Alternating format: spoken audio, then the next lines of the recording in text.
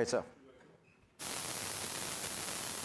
Okay, so I would like to talk to you for a minute how to get the release management and change management in a very quick few steps, just by following the naming conventions and some few simple stuff. By the way, who here is a developer and works with games that supports the Agile transformation? The Agile Manifesto states that people and the interactions over processes and tools, but those tools and processes are required and necessary in order to be more agile, in order to deliver more value to you, to customers. And in my case, you have errors to developers, forced to the infrastructure guys by some managers. But this is like a good practice. This is not the required thing, but following this convention, following these naming conventions and this standardization gives you a very nice possibility to automate your process and gives you more insight. You could be able to run this in your own environment. So let's take this approach that this branch should be a stable branch in your repository. So starting now, I am referring to the master branch as a stable branch in your repository. Then, what about the bringing the features? What about the whole integration test and whole integration place? Bug fix, then with a hot fix or release or whatever, but just simply put your issue tracking system ID in the name. Why? Because when you have a git log comment and when you merge those features to your master branch, you can just, by simply git log, and some few regexes like it start. The simple feature, like deviate from the master, you have a feature, then another feature, then another guy is working on that particular issue, and then you have another feature, and then merge them. Merge them, and to have these release points throughout the history. But how to create this picture? In 2 minutes, the developer would get very fast information that his change is okay, compiles, and doesn't break the system.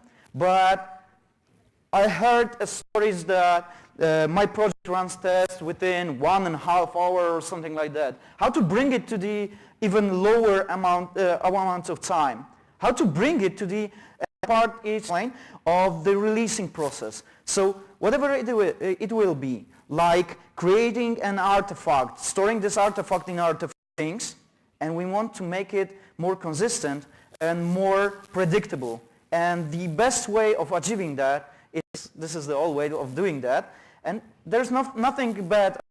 Pull requests of the changes have been verified and stable and have been merged by 2 different people in order to not to get this easy way to bring some problems. In the government projects, we have some other compliance that we have to prove that our code have been tested and our code has been bulletproof just before releasing. And this is a great way to give this information, because whenever you're a developer, how the problems would arise in your repository. I call it lean Git flow because it's a little bit easier, a little bit leaner from the Git flow process. And but Git flow is a great tool, and you can do it using Git flow. But yeah, I know. In my opinion, you can simplify your process and doing the stuff even easier. But the last from 30 to 100 releases per day. So this is a huge amount. 100 releases, you would be not satisfied with the unstable trunk or master branch with so much releases. And they are like having very short lived, like few hours, like every change in the source code, like one more.